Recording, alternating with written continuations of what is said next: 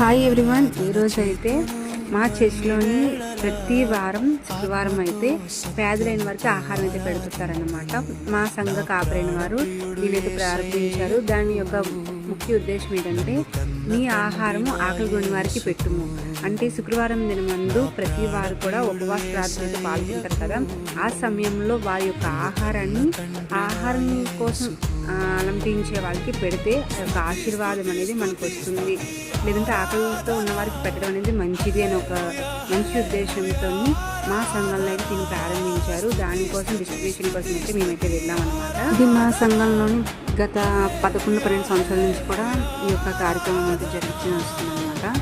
ఈ యొక్క కార్యక్రమం నేను కూడా పాల్గొని అక్కడ పేదలైన వారందరికీ కూడా ఆహారం అయితే డిస్ట్రిబ్యూట్ చేసి ఆఫ్టర్నూన్ అందరం కూడా లస్సీ ఇలాగే చల్లని పానీయాలు తాగేసి తిరిగి చర్చికి అయితే వెళ్ళిపోతున్నాము. ఈ వీడియోని అయితే మీకు కూడా షేర్ చేసుకోవాలనిపించింది. సో